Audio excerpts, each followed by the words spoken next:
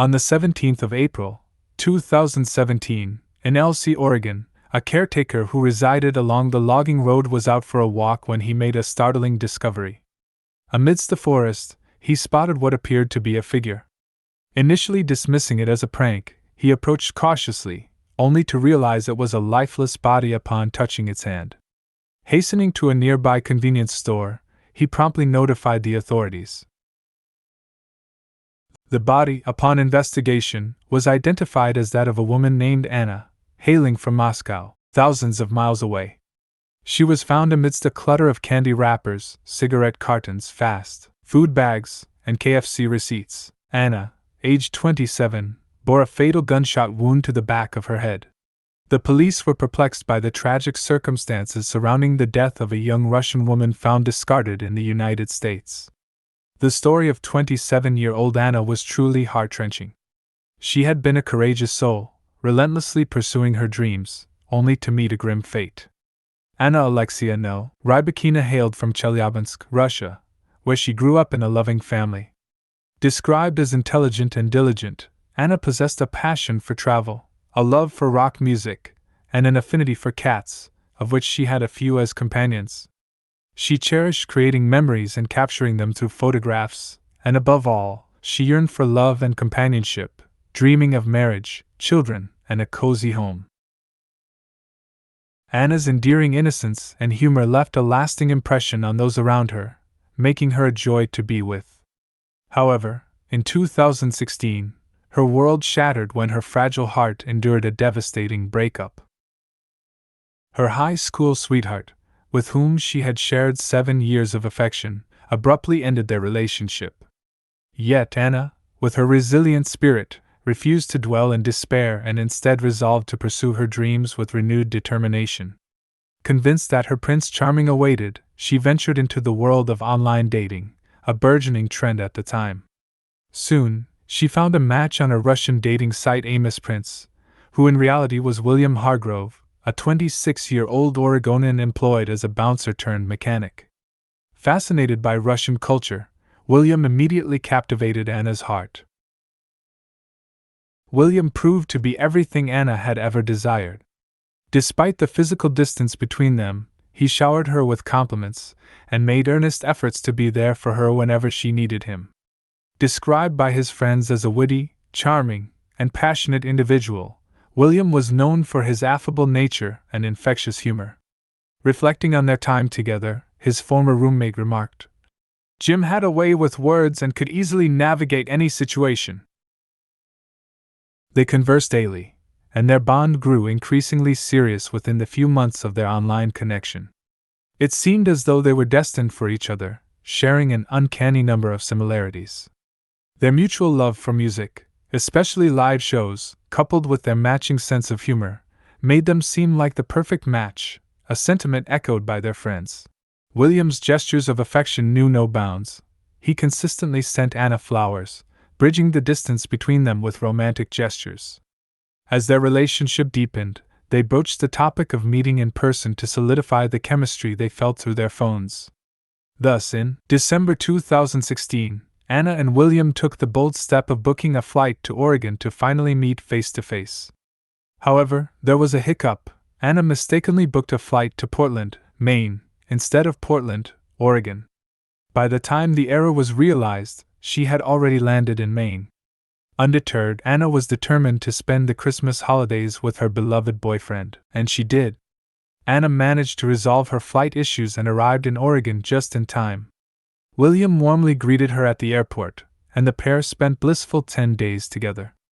They explored the sights, strolled along the seaside, played in the snow, and shared intimate moments by the fireplace.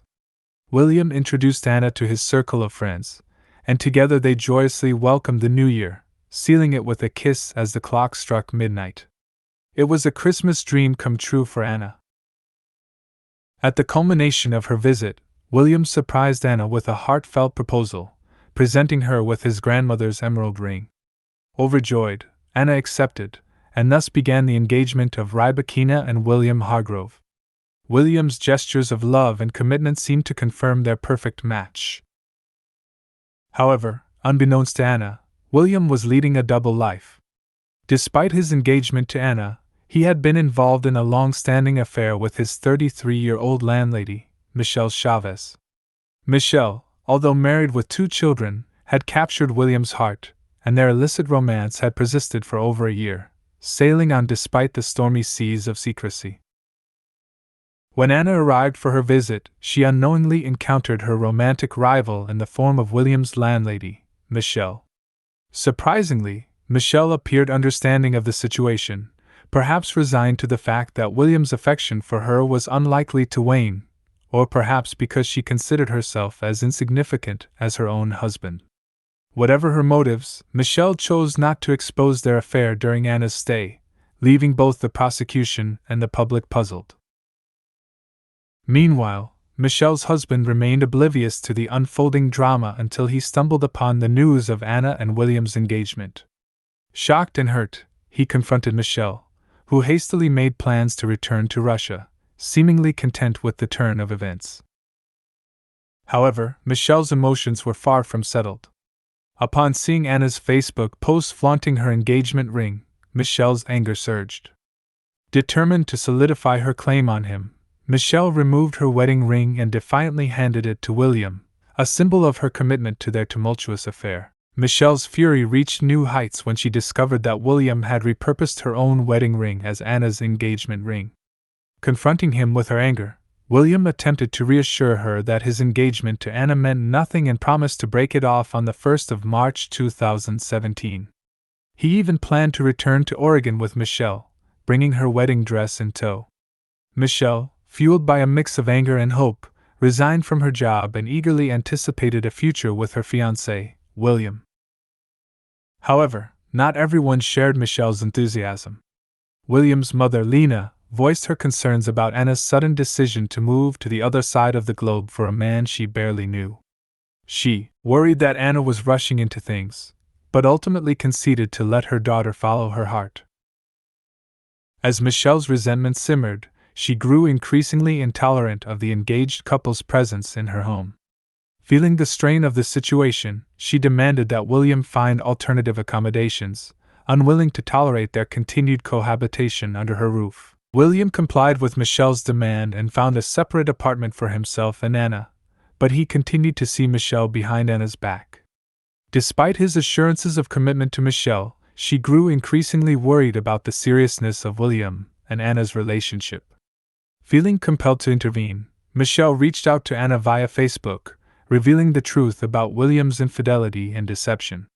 However, when Anna confronted William about Michelle's allegations, he dismissed them as the jealousy of an ex-lover, and Anna chose to believe him. Determined to move forward with their plans, Anna and William set the 23rd of March as their wedding date, envisioning a picturesque ceremony by the sea. Anna was adorned in the wedding dress she had brought from Russia, ready to begin their new life together. However, as they waited for the officiant to arrive at the beach for their wedding ceremony, time stretched on, and their hopes began to fade. Disheartened by the failed wedding attempt, Anna and William returned home, determined to reschedule their nuptials for April. Despite William's persistent assertions that Anna was inconsequential to him and that he was not in love with her, Anna remained steadfast in her belief in their relationship, refusing to acknowledge the truth. Growing weary of the situation, Michelle decided to take decisive action on the 15th of April.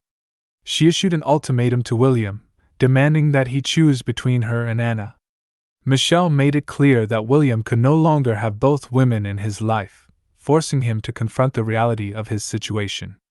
Additionally, Michelle ominously hinted at dire consequences if Anna did not leave by Thursday the 20th, employing a chilling reference to building a snowman as a euphemism for disposing of Anna's body in a manner that would conceal it indefinitely.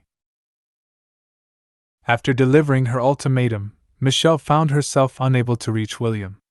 She left him numerous voicemails, desperately attempting to communicate her feelings, but received no response. Assuming that William had made his decision, Michelle resigned herself to the outcome and awaited the unfolding of events.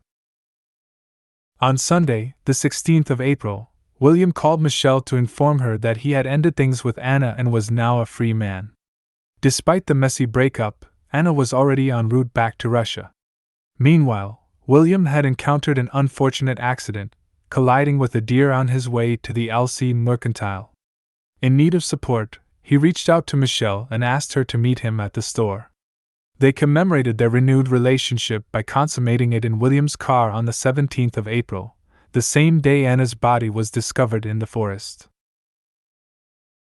At the outset of the investigation into Anna's death, authorities were initially puzzled as to her identity. With no means of identification and her body having only been in the state for a little over a month, the case presented numerous challenges. There was no murder weapon found at the scene, only scattered pieces of trash. However, amidst the debris, investigators discovered a clear plastic bag containing KFC receipts and an empty Pepsi cup, offering potential clues in their quest for answers. The critical breakthrough in the investigation came from the KFC receipt found at the scene of Anna's death. With the date, time, and debit card number, investigators were able to trace the transaction back to Kevin Thomas. Astonishingly, Kevin turned out to be William's best friend, adding a layer of complexity to the case. During questioning, Kevin divulged details about his friendship with William and his budding acquaintance with Anna. He mentioned a weekly tradition where he and William would visit KFC for lunch every Friday, confirming that the receipt in question was from a purchase made about a week prior to his interrogation. Further probing revealed that Kevin's brother, Ned, had paid for the meal with his credit card, while William had settled his portion in cash. It was during this interview that Kevin disclosed what he termed as William's complicated relationship situation, shedding light on William's deceitful behavior. Indeed, it was only through the investigation into Anna's death that William's double life had come to the surface. Adding another layer of suspicion, Kevin mentioned that William had borrowed his shotgun.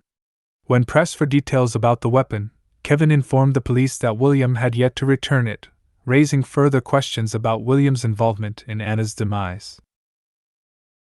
After Kevin's revelation, the police intensified their scrutiny of both William and Michelle, noting their increasingly suspicious behavior. William, in particular, began acting out of character and drew suspicion when he withdrew money from his late fiancée's bank account. He used the funds to pay off his insurance policy, a move that raised eyebrows among investigators. Surveillance footage further captured William purchasing items such as cigars and Star Wars Legos, seemingly attempting to indulge in material comforts to alleviate his guilt. Adding to the bizarre nature of the situation, William delved into researching time travel and engaged strangers on social media platforms like WhatsApp in discussions about the subject. In a desperate bid to turn back the clock, he even offered his soul in exchange for the opportunity to travel back in time. When pressed further about his intentions, William expressed a desire to return to April 16th, insinuating that he wished to prevent the events that led to Anna's death. On the fateful 16th of April, William was discovered in a vulnerable state, seeking solace in the embrace of a compassionate store employee. Tearfully, he confided in the employee, claiming that his girlfriend had just left him. Subsequently, William had returned to Michelle's residence, where he was apprehended by the police for questioning. During interrogation, William initially claimed to have been out for a drive with Michelle on the 16th of April. However, when pressed about his relationship with Anna, William adamantly denied any romantic involvement, insisting that they had merely met by chance in downtown Corvallis while he was on a stroll. According to William, they had gone on 2 casual dates, but he had swiftly communicated to Anna that their relationship was not viable, thus terminating any romantic ties. He further asserted that the last time he saw Anna was in mid-March. When questioned about the trash found near Anna's body, William admitted to discarding trash from his car window, providing a seemingly innocuous explanation for its presence. However, his inconsistent statements and evasive demeanor only served to deepen the investigators' suspicions. Despite William's attempt to divert suspicion by claiming to have disposed of his KFC trash in a trash can at the LC General Store, investigators remained skeptical of his story. Lieutenant Chris Duffin, intent on applying pressure, confronted William with the damning evidence that his trash had been found near the murder victim's body, situated miles away from the LC General Store. Initially feigning surprise and distress at the accusation, William swiftly requested legal representation. On the 19th of April, just 2 days after Anna's body was discovered, William was arrested for her murder. Subsequently, Michelle was also apprehended for questioning. Initially sticking to the rehearsed alibi that she and William had spent the day together, Michelle eventually changed her story under the pressure of interrogation. The prosecution presented compelling evidence against William, including proof of him and Anna driving together, as well as his cell phone pinging along the logging road at the time of Anna's murder. Furthermore, the shotgun used in the execution was found in William's car, with his fingerprints being the only ones present on the weapon. Despite his claims of innocence and lack of involvement with Anna, evidence showed that he had been using her money for shopping and even making withdrawals from ATMs with her card. The prosecution argued that William had driven Anna to the forest, where he fatally shot her execution style, motivated by his choice between Anna and Michelle. However, the defense maintained William's innocence, alleging that Melissa, the jilted lover, was the true culprit. They pointed to evidence of Melissa's threatening behavior towards Anna, including references to building a snowman with her, and her cell phone being traced along the logging road before Anna's death, suggesting she had scouted the area. Despite the prosecution's compelling case, the defense argued that Melissa had committed the crime out of jealousy and resentment. Upon searching Melissa's house, investigators discovered William's cell phone in her possession. Surprisingly, Melissa was not charged with any crimes, and she later took the witness stand as a key witness for the prosecution. During her testimony, Melissa recounted the beginnings of her relationship with William and shed light on the dynamics between them. Melissa revealed that she worked as a late-night cab driver, while her husband was an instructor at Oregon State University. Their marriage, she confessed, was devoid of love and passion. One fateful night, Melissa met William at a bar where he worked, and his charismatic demeanor immediately caught her attention. With her husband's reluctant permission, Melissa embarked on a relationship with William, and their bond only deepened over time. Their closeness reached a point where William even rented a room in Melissa's house to be in even closer proximity to her. William and Melissa's relationship, much like their marriage, was open. So when Anna first entered the picture, Melissa didn't bother to give her a waiver by her second visit, which seemed like it might become permanent. Melissa couldn't bear it, especially seeing her own wedding ring on Anna's finger. She had indeed given him an ultimatum, but she didn't intend for William to hurt anyone, and she certainly never wished harm upon Anna, or worse, for her to lose her life. Melissa proceeded to refute the defense's allegations, clarifying her innocence. The snowman building incident was merely a jest, albeit perhaps taken a bit too far. It was a long-standing family joke. But it was William who had driven her there. She had no inkling of his intentions or why he took her there. Interestingly, William had handed her and his cell phone over the day before he was called in for questioning last week. Melissa's testimony extended over 14 hours, delving into various aspects of their relationship. Apart from Melissa, approximately 70 other individuals testified, including William's mother, his best friend and roommate, several members of Melissa's family, and others. After approximately a month of court appearances, the judge instructed the jury to deliver a verdict. Despite the defense's efforts, the deliberation lasted less than 3 hours, ultimately absolving Melissa of any blame in the death of Michelle. The evidence pointed squarely to William. There was no forensic trace of Melissa at the scene or on the weapon. Melissa had indeed been celebrating Easter at her mother's house, with numerous witnesses to support her alibi.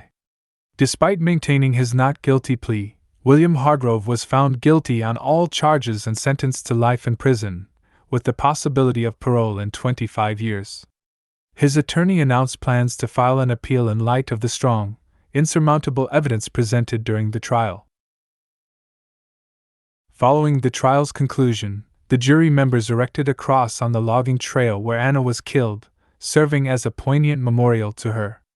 Anna would be remembered as a brave young woman who left her home in Russia with aspirations of building a new life in the United States. She courageously put herself out there to be loved, and indeed she was cherished while alive and continues to be loved in memory.